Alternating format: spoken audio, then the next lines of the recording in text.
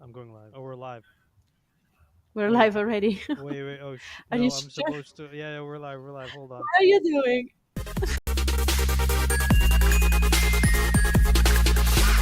Damn.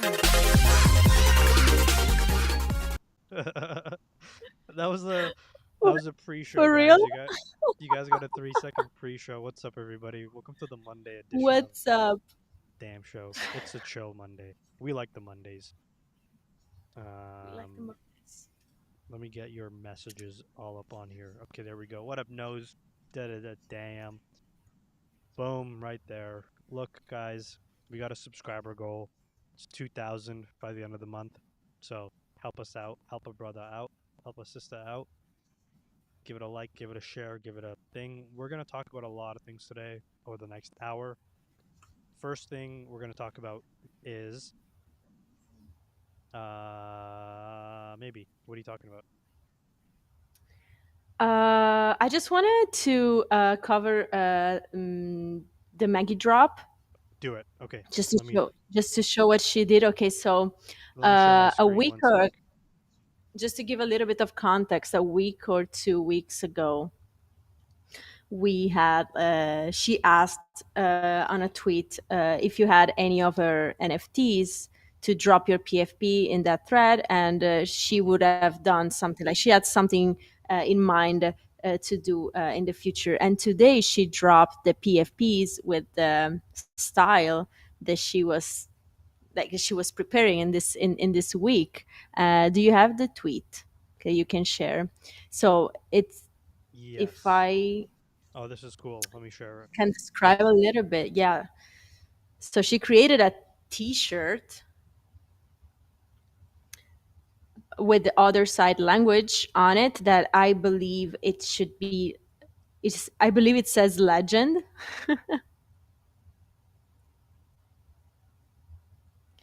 And yeah, I submitted my Captain PFP, so it should be there. Yeah, it's down here. I I'll saw pull it it in up. the thread. Yeah. All right, there it is. Nice. It looks so good. I like it. And then, I hold really on. like it. You want to talk about this as well? Or oh, okay. So this was the latest drop. This thread. I Yeah. saw this an hour ago. So this happened even Mm-hmm. more recently. Okay. So Mm-hmm. it was meanwhile in the tent we saw it says the legend in other side language. Then we see this right here, the t-shirts, and then we see the people with the t-shirts. So I think we could expect possibly physicals. I don't know, but I like the attention to detail here on the t-shirts because you can see the Yeah. nice little Reverie tag in the Yeah. back. So good attention to detail I like it a lot. here for it. Yeah, no, if there is like a claim and um, we obviously like have to cover the cost or whatever, I want this. I really like this. I want to wear it. It's a good take. I like the take on this content or on this drop as well because it's like experimenting with the Kodo language and people have an affinity for that already. So it's like, and that's again, that's our Yeah. alphabet, and so technically all alphabets are CC0. So you can play with that, and she's playing with it. So I like it. I'm a fan. Yeah, I'm a Um, fan. Reverie is incredibly smart and skilled tailor, so yeah. um, I'm sure it's gonna be the highest possible quality. So um, Speaking of I'm high pumped. possible quality, speaking of that, does the chat see what I have on? Boom. The highest possible quality. Boom. Guys, I've been wearing this all day. There's one way to get it. There's only one way right now, and it's to win the auction. Why don't we give people an update on that? Yeah, It's been let's check because we got a bid during the weekend. aha, we got a bid. So the auction officially kicked off. So again, this is for one of one Maggie art, commemorating 1 year of the damn show, and we got a bid from Chrono. Shout out to Chrono. He has started the auction. There's 4 days left, so this is actually going to end on the Friday. So we're going to cover this on the Thursday live stream. But guys, four Hmm. more days. 0.05 bid. That's just a reserve. The auction is still ongoing, and this is how you get one of these damn hoodies that I can tell you I want to wear everywhere, even when it's summer. So, because it's a look, guys. Trust me, it's a look. I'm here for it. The best Yeah, kind of and they're gonna be very apparel, exclusive. So yeah, and I think the best kind of apparel is the apparel that that you want to wear like all the time. And so yeah, I it want to is. wear this all the time. So that's what's going on. Okay, so we've covered a couple topics already. What else did we want to talk about? I have my thread. I can jump into that if people want to hear about that. My Azuki thread. I want to hear about that. I okay, like if I can talk, say something before, not about the thread itself, but before you drop the thread, you showed me a bit on how this thread was gonna be and what you were gonna talk about, and I was like, "Yo, this is so interesting," because sometimes, like you see, something big happens in the NFT space, and then everybody starts writing threads, and a lot is about just information, and many threads are very good, but you see also a lot of info that is repeated through different threads. When I read this, I was like, yo, I've never seen this take before in threads that I read, or like, other people that talk about the same topics. And that was the most interesting part of this thread, in my opinion. It was like a very original and new concept, or like, anyway, way to look at it, that I think people should start thinking about it, because it's part of the market. It's part of what's happening. So yeah, let's jump into it. Yeah, yeah. So I shared a little bit on the Grateful Space on the weekend of the background behind this thread. So I'm gonna give a brief overview. Let me just give a retweet to our tweet. All right, me Where is too. it?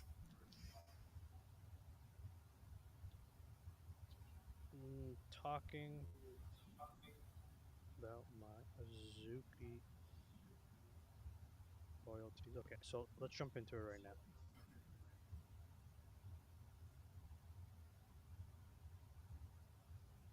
So if you guys haven't seen the thread yet, the it's on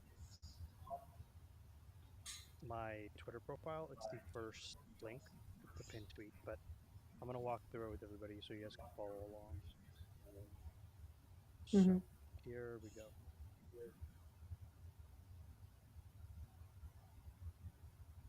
Nose is saying my volume mic is very low. Oh no, is that better, Nose? If I think I'm just gonna bring it closer and speak louder. Yeah, Yeah, and now it's better for me too. what Web3 Gatsby said. Hit the algorithm, hit the like, give it all that love. I'm gonna put that right there. What up, Top Shot? Okay, so GM. let's talk about Azuki. Yeah.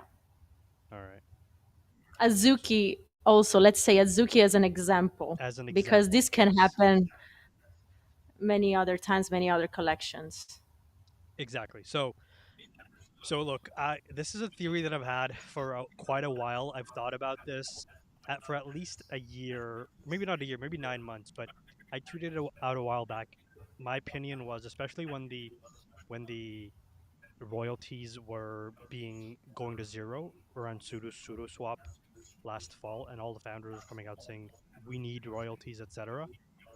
I was thinking deeper about what royalties are and what it incentivizes, and I think it was one of those things where I didn't want to come up publicly, but I fundamentally believe, and that whole tweets that said, I think royalties is a broken model for NFT projects, for NFT PFP projects specifically. And then we already saw an example with Azuki where it showed why the incentives could be really messed up. And then we saw another one in this case with this thread right here with the elementals drop recently. So look, one thing that people forget is that the whole royalties for NFTs that all started in 2020. The narrative was like artists are getting screwed out of like the resale of their work. Traditional artists, they don't get any of the upside. Now we have this system because now we have royalties and people can earn on their upside. And so the example I gave here was with Picasso. he had a painting that sold for 200K along with 14 of his other works, and then 43 years later, it 160x and it sold for 32 million, and then 2015 the same piece went for 180 million. So that initial investment for the person, had he kept it, was 895x. And um, so that's one thing. The the like Picasso only got 200K, yet his thing was worth 180 million because of his provenance and his reputation that he built up. And so here's royalties. Here's what it solves. So that was the narrative. That's all people talked about with NFTs. Okay, and then as the narrative shifted, or as NFTs went from art, especially after Beeple's $69 million sale March of 2021, it Yeah. turned into like PFP projects. That was the next big thing, and then it turned into Gatsby, ignore the Streamlabs thing. We're doing experiments. Um, but the next thing that the next thing that the it turned into is venture-backed PFP projects, and you could actually see that their their revenue stream was royalties. People said, "Oh, we're going to earn on every trade of this NFT." When it's art, art sells every like 30 days, 45 days, and it'll sell for Fidenza sold for 140,000 maybe 2 days ago, and then the last sale before that was 3 weeks before, etc. So it's not this hyper trading, but it's every now and then when it sells. Tyler Hobbs gets 5%. He's the creator of Fidenza. But when you think about PFP projects, there's 10,000 of them. There's so much trading that happens. It then turns into a volume game, especially if that's your only revenue source as a PFP project. And so we saw we saw the after effects with when Zagabond admitted that he rugged 3 projects. He earned 3 million off of this, but purely from the publicity of that, whether it was Andrew Wang's Twitter space, all the tweets, all the threads, the floor tanked from 2080 to 12 ETH, right? And you're thinking like, oh my god, my investment, should I get out? You're panicking. But when you drill into the deeper data, again, you want to focus on volume, and OpenSea doesn't show you the full volume. When you go to OpenSea Pro, you can see for the volume by day, and when you add that up, that week after news was revealed that Zagabon rugged his projects and he's going to return the whatever million, 3 million, they did 85,000 ETH in volume. 5% of that is 9.4 million. So just think about the fucking incentive there. You get a shit ton Yeah. of publicity, your floor drops, but you're earning on the way down and earning on the way up. And you made 3 times the amount that you're supposed to pay back. And look, I'm picking on Azuki, but this is more just generally thinking about PFP projects. So when the elementals stuff, and the example I give here is the another industry that has the exact same business model where outrage sells is news. CNN. CNN had $1 billion of profit during the Trump year where he was running for office because there was so much outrage to sell to people, and you couldn't ignore it. It was always in front of you, and so they made so much money.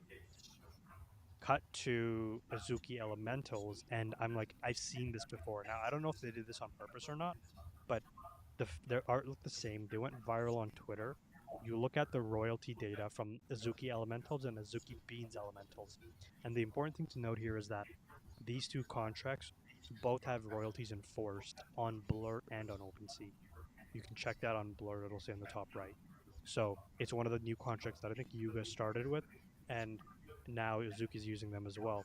So not only did they make 40 million off of the initial mint, then with all the publicity afterwards, they earned an additional 7.2 million. And again, for Azuki, that's their only business model. That's their only business model is royalties right now. I know they're trying to diversify, but they haven't done anything else. And the danger comes in is when your PFE project only has this as a business model, because then you are not concerned about the floor. You're not concerned about, you're concerned about how much attention is on my project and how much volume is there. And one of the best ways to get attention is outrage, which is kind of like what I think is going to happen more and more if people don't diversify their revenue streams, if they are reliant on royalties, because they're not going to last forever. That's the first thing. The second thing is that if you don't go beyond royalties, then you need volume, and to get volume, you need attention, and to get attention, you can either do something mind blowing, like here's an Apecoin airdrop, or you can do something that really pisses people off. And it's like we don't know what the motivations are. Did Azuki really just mess up on by accident? Was this on purpose? Nobody knows, but the fact that they made 7 million in royalties afterwards, that it's hard to say exactly what the motivation is because the incentives is what drives behavior, and the incentives in this Yeah. model, in my opinion, really messed up. So the last thing I'll say is, so what's the solution? It's like, well, Pudgy Penguins and Luca Nets have a really interesting IP model that they're trying to turn into a franchise. So they're going beyond Web3 to sell exclusives, one of ones, toys, etc. And then Yuga Labs pivot to microtransactions. That's their other business model. And Gatsby hits it on the nose. Seller buy, they always win. Exactly, right? And if especially if you know your community is really tight knit, then you can weather a floor drop like Azuki weathered 28 to 12, and the community was very tight knit. I went on Spaces that week to hear Azuki community member sentiment, and everybody's like, "We're strong. Like I'm Azuki forever. I've made some of my best friends through this community." And in my mind, I'm thinking about it like, "Yo, you realize that like you're getting played here, and you don't even know it because the connections you have isn't dependent on Azuki. It's a connection you have with that person. You met them through Azuki, fine, but if you sell your Azuki or whatever you leave, you're not. It's not like your connection is gone. That disappears. So it's like this weird like this is my community. This is my everything. They've helped me so much, but I'm like you still have that without this NFT. I think it's a marketing thing that makes you believe you need to hold this asset and then you're a part of us, and if not, you're dead to us and all of that. Because it's like I saw everybody like kind of collectively going through trauma of like my bag dropped 50 or 10,000 or whatever, but i'm I'm still here. I'm a diehard holder and this and that and that, and I'm like, yo, that's a story that I don't think it's necessarily factual or it needs to be like that. And you don't really benefit with that mindset. I think it's other people, the project creators, that benefit because you're just creating a tighter knit community and letting them get away with bad behavior. Again, I don't know if Azuki did this on purpose. I can't read their minds or not, but the incentives don't look good. So it was one of those threads. Maybe you said it Yeah. before. I shared with you before to get some thoughts, and honestly, I was Yeah. nervous to publish it. I was because it's one of those things where it's like it's kind of it, it's a new perspective that hasn't been shared. It shakes It's like a things up. Pandora box. Yeah, You're exactly, opening this exactly. Pandora box, and it's like, okay, what's this? Exactly. But It's opening a um, Pandora's box, and it can't be closed once it's mm-mm. opened. I okay, I would like to jump in and some of the things you said, especially in the last part of the conversation, because yes, I completely agree with the fact that I think it was a good thread to put out to make people think about these possibilities, to make them realize how volume in buying and selling collections work, and how this can be also exploited.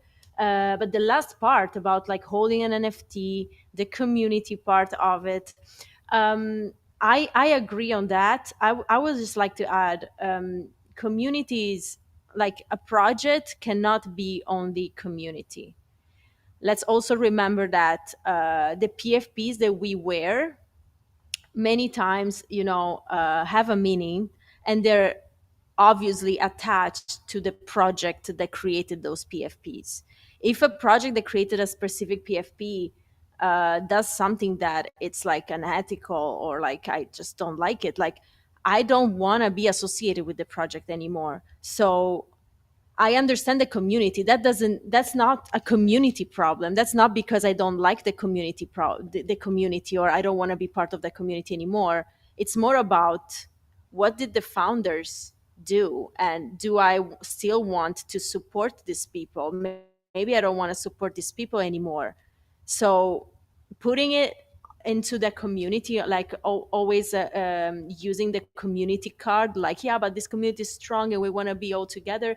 As you said, like if you have friendship, if you made friendship, friendships, you can still talk with these people. It doesn't matter if you sell your NFTs or not. It's more about, do you really want to be associated with that project? And we talk a lot about also which ones are the projects that you want to support. Like, which one are the projects that you will hold your PFP to zero? Because at one point, you have to, have to talk about also value beyond just monetary value or even community value. There are just some projects that I bought just because I really support what they were doing, and I wasn't even looking for a return. Right. And I think that we should start, or even art, obviously art you buy because of the art. I feel like all this bear market, all this period of down and slowliness made us understand also what's of value. Where is the value in this PFPs? Where is the value in this art that we bought? And I think we're all becoming more and more conscious on what the hell did I buy this past Yeah. bull run season? Like I check my wallet and I'm like, how could I be so stupid? Like now I'm just like learning more and more, and reflecting on my mistakes. um and I think all the whole space is reflecting and thinking about where is the real value and where is better that I put my money on. Completely What are agree. it? Elemental royalties aren't enforced on Blur anymore. That must have been recent. I don't know when or if that changed, but After yeah. your thread. When I was writing my thread, it was um I confirmed that the royalties were enforced on both of those contracts on Blur. So yeah, I agree. Maybe I think it's like we all ask a question of like, what are we supporting? Um, and it's not always monetary, it's not always financially, and it's like, the reputation of the project can affect you because they're wearing the PFP, and it can affect your Mhm. personal brand as well, especially if that's something you're building, and the perception of that, and you can't really control that, and so it's it's just another one of those things where it's like it works both ways. You can be seen as good because in 2021 you're rocking a board ape, so everybody's like, oh, that's a board ape, I should follow them because they were early. But then you have like Ben Eth, and he does what he does with the board ape, and it's like it kind of tarnishes the the look of that as well. Did you see the tweet from Luca Nats? I think he posted like yesterday. He wrote something like, "Do you think Ben Eth would have raised that money without I saw the that. board ape as a PFP?" Yeah. And that was interesting. Also, many takes from the people in the comments, and people are saying no, that Yeah. the board ape helped. Let me pull that tweet up because I thought that was Some interesting. people, yeah, that was interesting. Some people were saying, yeah, maybe a punk would have had the same effect, but like no other PFPs. Right. Let me. Oh, actually, Luca had another interesting take on royalties. I'll jump to that, but let me just go here really quickly. Okay, so here's this tweet by Luca, and he asks the question: does Ben ETH raise 20 million without that BAYC Crown PFP? My answer is no. And anytime spaghetti, I'm just out here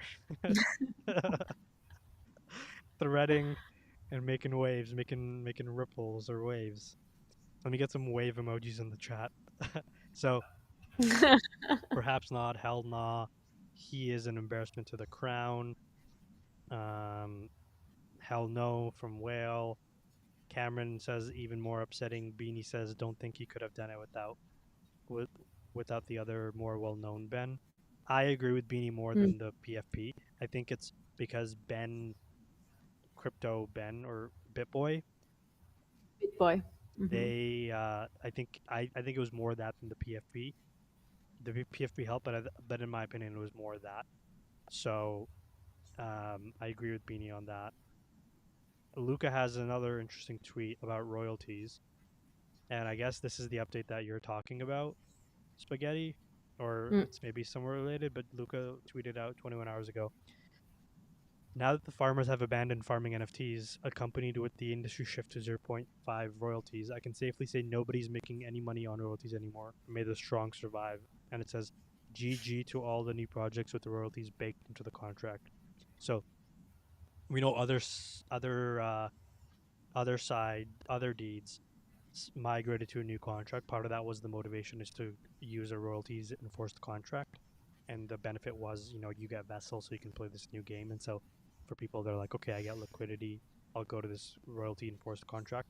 So that's what Luke is talking about here. But for everybody before then, and I think December is when that contract came out of last year, nobody's making money on royalties, and that was always the thing, is that you got to go beyond royalties, otherwise you're screwed. And that's part of what my thread is arguing. And I think like Azuki probably is going to be the last one that's going to get away with this behavior. Again, I don't know if it's on purpose or not, but just the incentives are so damn juicy that it's hard not to like at least entertain it. It's not an impossibility. So Yeah, cool. cool. That was a great thread. So Thank you. it created a lot of fuzz around, and but like good comments also. There were good comments under that thread as well. To be honest, like from people that were very interested into what you said. But yeah, I don't know if you have more to say about this. Otherwise, we can move to another topic. We can move on. We can stay on brand actually, because Azuki Mhm. just Oh yeah. announced their voting. The voting completed. I don't know exactly what happened. Okay, I know what happened. Here we go. So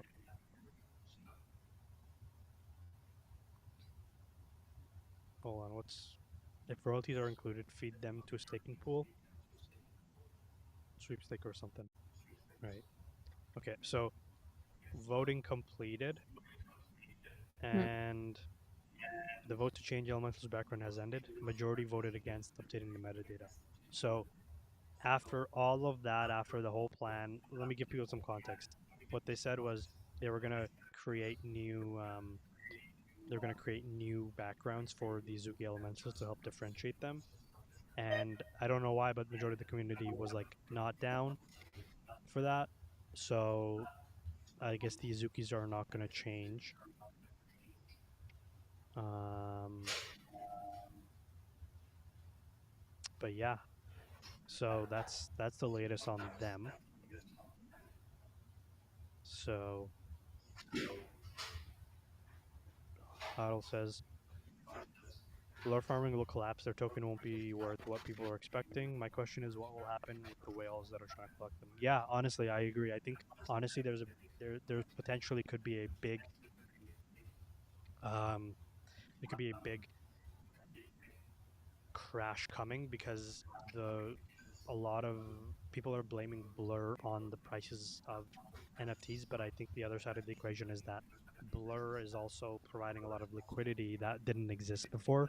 And so now that they're people aren't going to be doing that as much, like Lucas said, what's going to happen to floors, as because a floor is a function of demand, of like who's trying to buy in, not um, and if there's no buyers, then the floor will continue to drop until there is a buyer for a specific price. That's all what the floor is, right? It's it's will what's the equilibrium of how many people want to sell versus how many people want to buy, and at what price are they going to buy. So people are saying, again, nobody knows the future, but people are saying if and when blur farming collapses, and it probably will in the next few months or whenever that happens, what's going to happen to the NFT floors if there's no new liquidity coming back, if we're still in like bearish conditions. So yeah, I don't think we're necessarily out of the water yet in terms of Mm. floor prices for NFTs. I really think we're going through a fundamental shift in the industry right now, where the water is now pulling back, and we're going to see who's naked.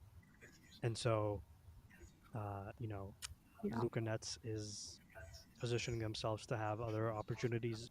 Yuga Labs is going hard with gaming and ApeCoin and microtransactions as revenue sources, and we're going to see how it plays out.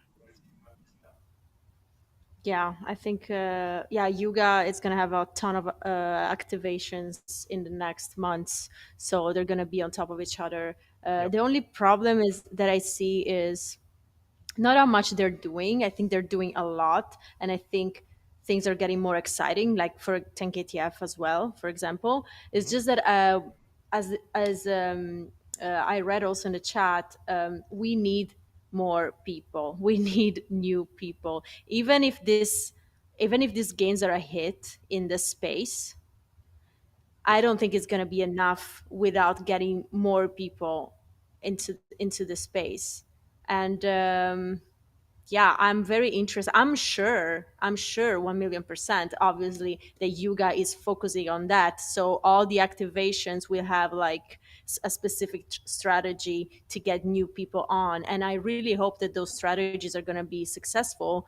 Yeah. But I also believe that it's very, very difficult. It's a very difficult thing to do, especially when there is not so much money going around in the market, because one of the easiest way to get people interested, it's when there is a lot of money, there is a ways to make money. Yep. That's what happened in the previous bull market. That's why there were so many people excited and talking about NFTs, etc. So that's the only thing that I have. I trust Yuga. I believe they have their own strategies to bring new people on, but still, if we don't see more money in the market, I'm still bearish on how we will actually get these people on board.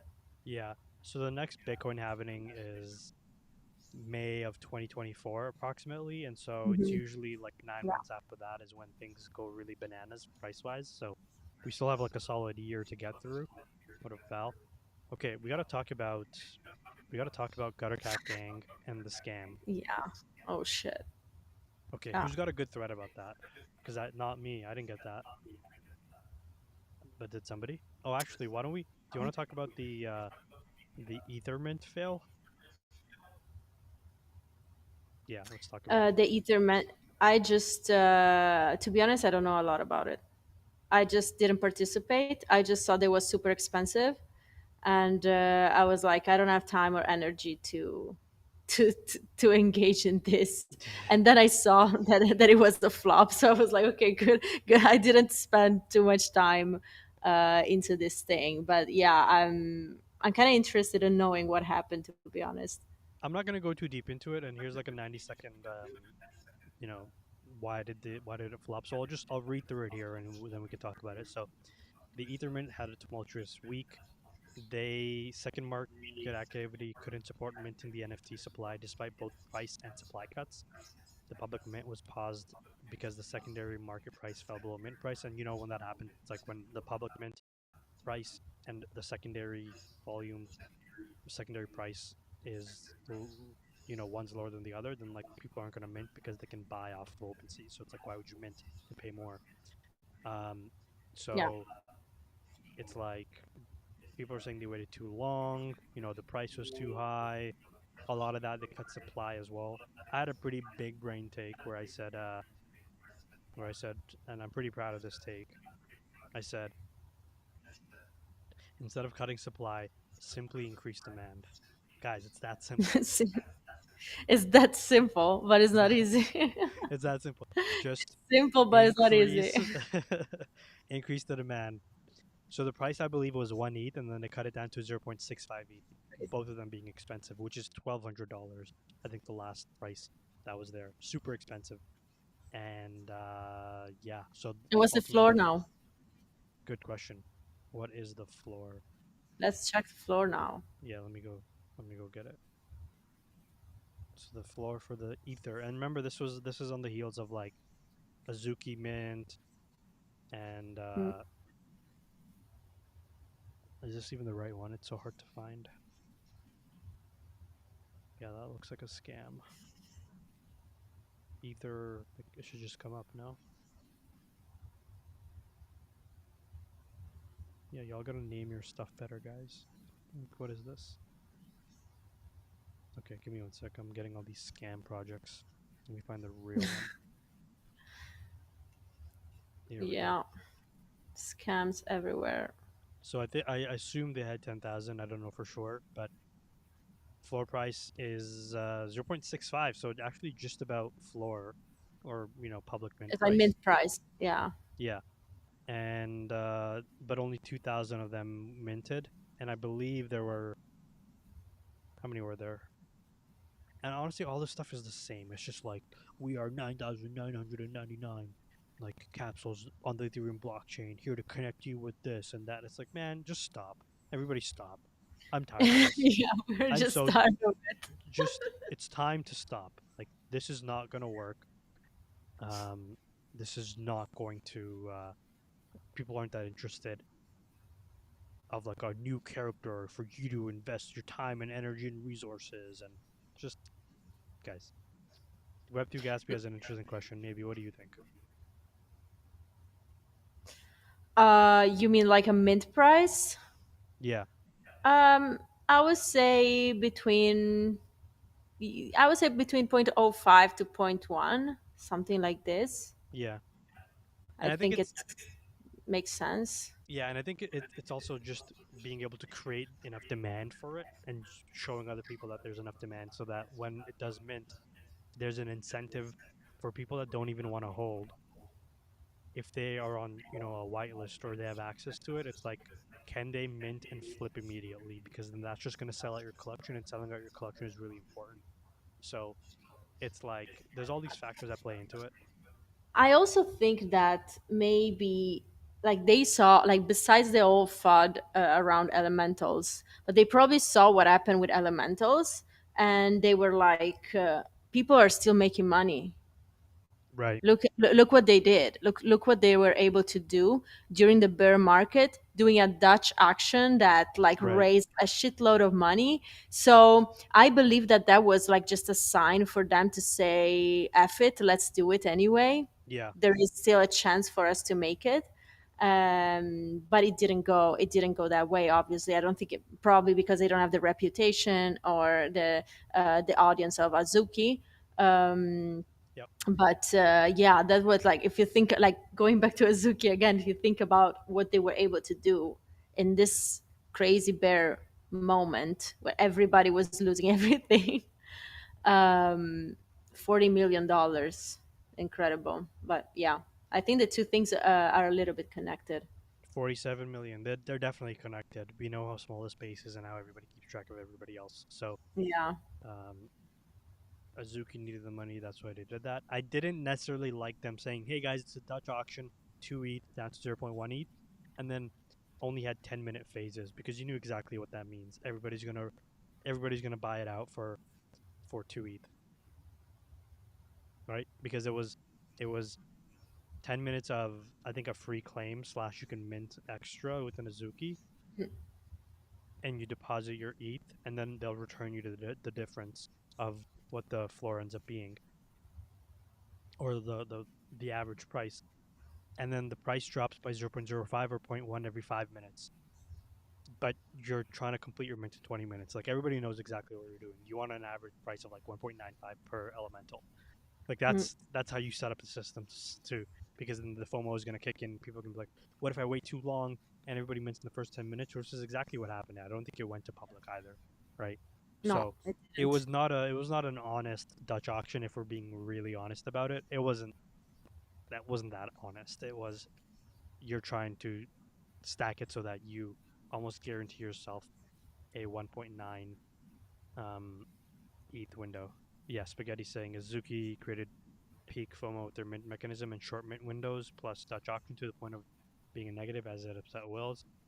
Ether was legit the opposite of that. And it's like, there's only so much space for so many different projects that are kind of doing the same thing, or same vibe and all that stuff. So it's like, yeah. Okay, let's talk about the big hack this week. Not great. Not Yeah, great.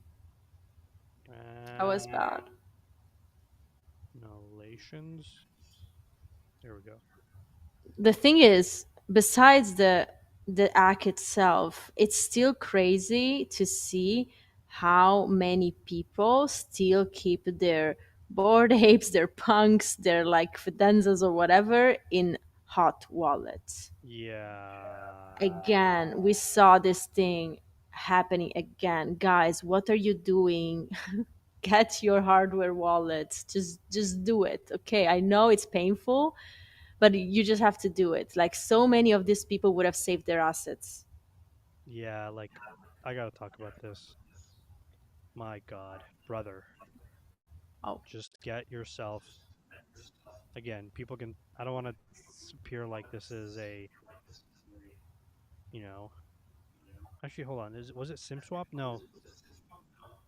yeah, yeah, it was SimSwap, and they were able to access their Twitter Oh, I see. Okay, okay, got it, got it. It was a SimSwap for through the Gutter Twitter. Cat Discord. Okay, got it. Sorry, the Twitter. Okay, yeah, yeah. So here's what happened. Twitter, yeah, So if you don't know, like, it was something like a million. It was a bunch of bored apes and a bunch of Azuki elementals and all that. You can see the all of it here. So mutant ape, bored ape, mutant ape. Go down the list. Bored apes as well. So TLDR Gutter Cat NFT project security breach. So there was a SIM swap on their Twitter. If you don't know what a SIM swap is, maybe this is a good little Atari tech moment. Okay, here's what a SIM swap is.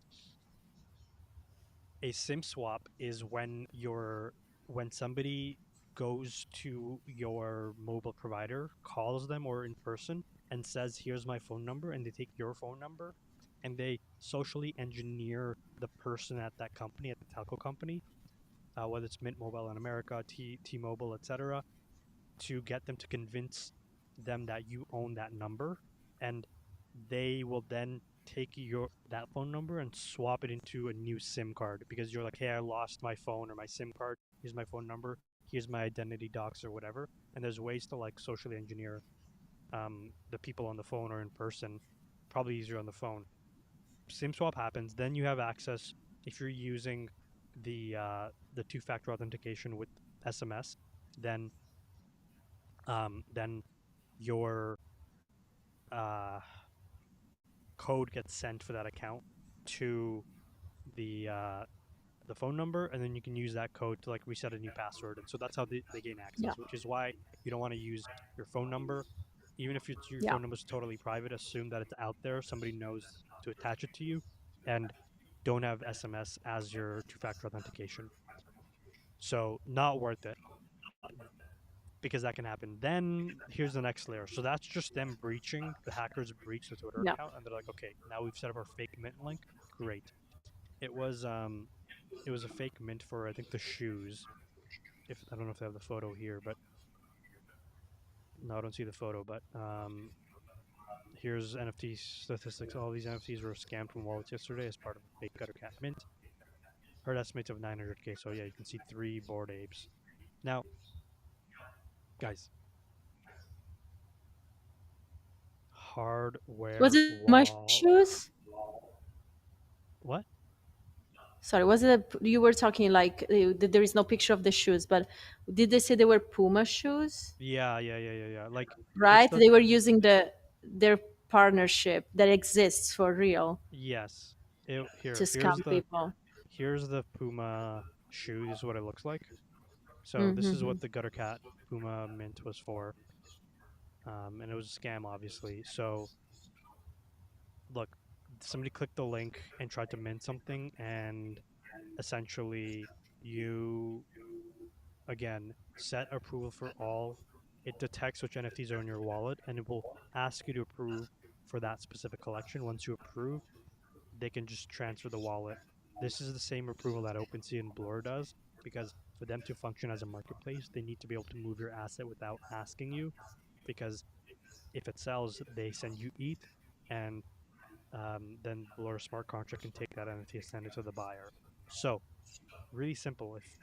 If there's a hardware wallet, one, you're not you have to have it on you to connect to the fake site, and then you know, if you get it on you and you connect and you still don't detect it's a scam, then you have to like physically sign it. And generally, you don't want to sign with your hardware wallet. So it's like all these things can be avoided if it's just like, bro, if you're not gonna sell, I gotta put a bro moment. Just put the giant alarm, like, bruv, if you're not gonna sell this NFT, okay, and it's a long term thing, which I assume board apes are, put it in a fucking hardware wallet and forget about it. Like, It's that simple. It should not be in a hot wallet, full stop.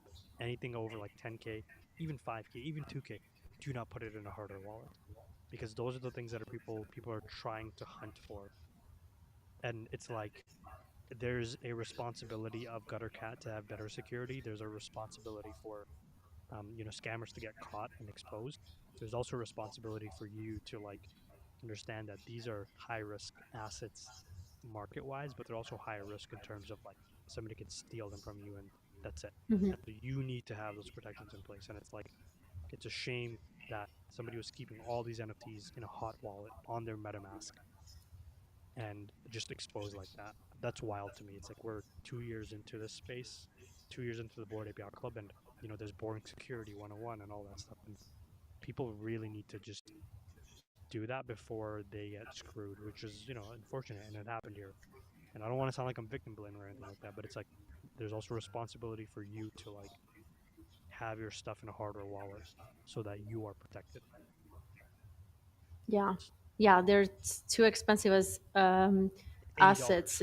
It's crazy. Like, come on, to keep them in a hot wallet. But yeah, I think yeah, the space still needs a lot of education. As you said, there is board security. They do a great job. They actually have a Discord and they do periodic one-on-one lessons or lectures that you can participate whenever. They do so many in different times that you're gonna find one that fits your schedule, like, because they do so many. So Yep. if you're interested in learning more, you can get in there and sign up for a lecture and learn as much as you can. And Eat your damn yeah, broccoli. Eat your damn broccoli, okay? Just eat. eat your broccoli. If you want to be in the space, eat the broccoli. Do it right now. Go do it. It's one of those things that you don't think is going to happen to you, Also, and then it happens. when there are these tweets or things like that that they give you urgency to do something from like a project like that, just take your time. Like, first of all, why do I have to connect my ask yourself these questions. Why do I have to connect my wallet with valuables? Yep. Why the team didn't think about using delegate cash or worm to be safe and make us connect other wallets? Like, ask yourself all of these questions, go in the Discord, wait for the team to confirm. Like, just this thing, like this sense of urgency to immediately jump into things and connect and do and click confirm is like, no, just like always double Breathe. check, second guess, ask the team, ask yourself, why do I have to connect this wallet to this thing? Is it safe? Yeah. Like, There's, always I take mean, a second more, like count till 10 or 100 before you do a transaction yeah. like that. There's so many, I think, like, and it's hard to always be fully on. I'm not always fully on either. Yeah, William, I'm gonna speak louder because sometimes maybe turn yours down a little bit so people can turn up their volume It should be so it's more down now. balanced. Okay. So even I'm not fully on all the time, and it's hard to expect people to be fully on all the time. But look, you can set yourself up where you have good hygiene, where you don't need to be on all the time. Because I got caught out once by clicking a fake Xenical link. Somebody hacked their account. This is last year, and I was on a Twitter space, and I clicked it on my laptop, and then I didn't realize even on the website that it was fake. And then I saw 17 notifications on MetaMask to set approval for all automatically, and then my laptop dies, and I'm on this Twitter space with Luca Nets and talking about just pudgy penguins and getting them to 10 KTF. And I walk home, I'm calm, whatever, sweating a little bit. Um, Charge my laptop, open it up, and I see it's like reject 17 transactions. And I'm just like double checking. I'm like, okay, am I sound of body and mind right now? If I click this reject button, am I rejecting this? Just even in the action, it says reject. I don't want to be hasty or anything because I was like, it's do or die. This is like diffusing a bomb right now. Just diffusing a fucking bomb. And I'm like, it says reject. Can I confirm that it says reject? And then, okay, click reject all transactions. Great, all of them rejected. Moving on with my life. Um, I didn't have any of my major assets. This was my hot wallet, but obviously they were hunting for something. So just yeah, guys, like there's no reason for this urgency. You don't need to sign the paper right now. You don't need to. Nothing good was going to require you to like do it now or lose it forever. And so, just it's. I feel like we say the same things again and again, but it's like human emotions that just kind of kick in and um take the wheel. So Yeah.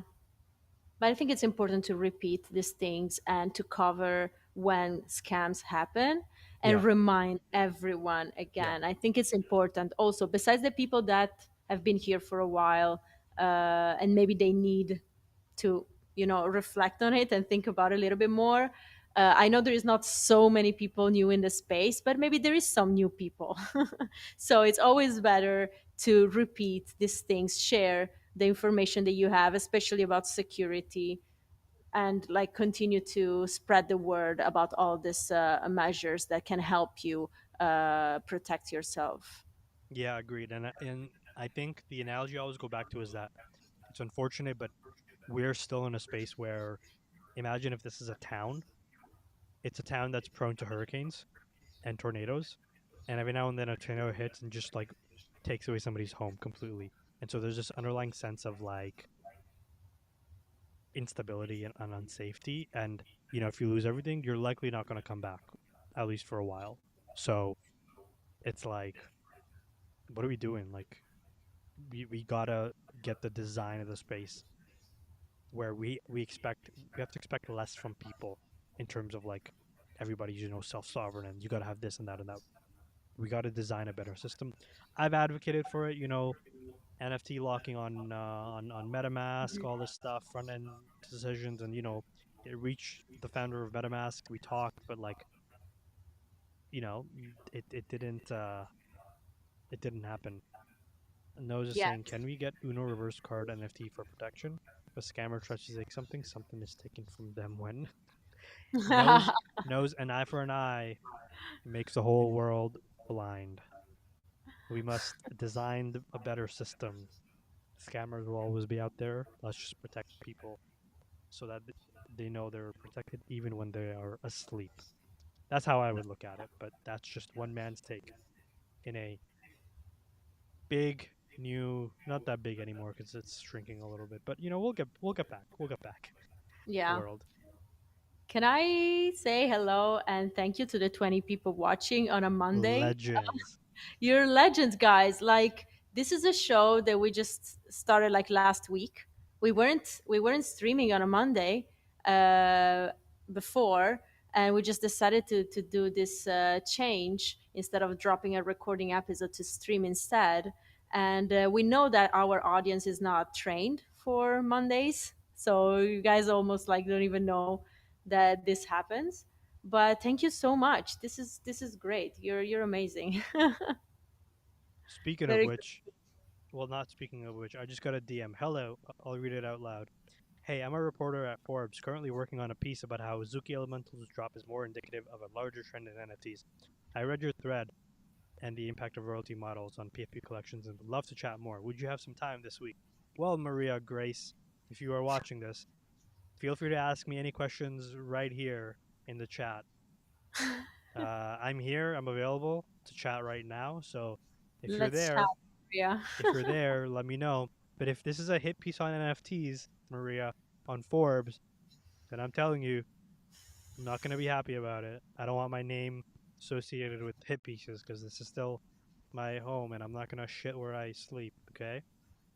I will ask people to clean up the room, okay? I'm going to ask them to clean up the room, but I'm not going to invite an outsider and allow and then, and say, "Hey, shit all over this place." Okay? So, Maria, you know where to find me. Mm, mm, mm. Yeah, that's that, Uh, that's tricky. That's tricky. Atari, could you comment on what royalties should be?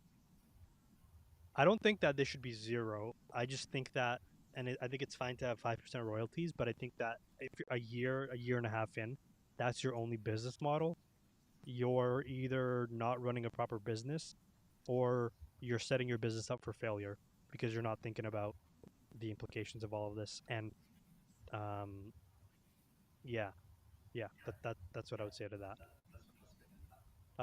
Okay. Last thing, I must remind you, ladies and gentlemen, I'm wearing a red damn hoodie. There's an auction ongoing. Auction finishes on Friday. I also want to say, like, we're not making any promises on quote unquote utility because this is art and there should never be any expectation for art. But, but, we love the damn fam and we love the people that show up every week. We also love the people that are going to collect these NFTs because I think this is a really fun thing that we're going to be doing. And we're So gonna support artists as we're going to well. support artists and we're going to support the people that support. So still 0.05 ETH auction. This is for Maggie. She gets half the funds. And so you're supporting Maggie directly as well. She made this amazing piece commemorating our 1 year. And like, who wants to be our first holder of a damn NFT is what I'll say. That's all I'll say. We look out for our holders in whatever way that we can as we grow out damn studios. So again, auction runs until Friday. We're going to cover it on Thursday's show as well. Hopefully, we start getting some bid action live because that would be fun to cover. Hint, That would hint, be fun. hint, hint. It would be nice. We're not trying to make anybody FOMO or anything, but I think that this art piece and a red damn No. hoodie is worth more than just one bid. I'm not going to say the amount, but just one more than one bid. So putting that out there, guys. It's the pinned tweet on the damn show. Check it out. And yeah, Thank you so much for hanging with us. I love the Monday show. It's such a nice vibe. You I didn't need to convinced. sell some shit. You convinced me. Sweater's usually staying warm. It's a damn comfy hoodie. It's honestly it's a look too. It's a very clean hoodie. You're welcome. It's tough working watching on YouTube. I see the lines of what you're telling me, Yeri. Or you're saying a Twitter space would be nice. We're gonna look. Let's build out the Monday show as this becomes more of a regular thing, and there's enough demand for it. If we start getting like 50 Monday viewers and more, then we're gonna switch it off into a Twitter space soon as well. But that is our show for this Monday. A lot of fun topics. Expect some Thank you. clips, and the numbers are going up, but the show has to close. We'll see you guys again on Thursday. We have an auction going for a red damn hoodie. I want to remind you, I've had another hoodie for like 3 years. It's the same base. I can tell you this is primo stuff. Great quality. Super comfy. It's the best. It's the best. Yeah. No, I'm gonna So do a try. soft. No, I love it. Yeah. It's the best. Period. Uh, period. Okay. That's everything. Guys, if you haven't subscribed, I know this is mostly for subs, but if you haven't subscribed, we have a subscriber goal going on.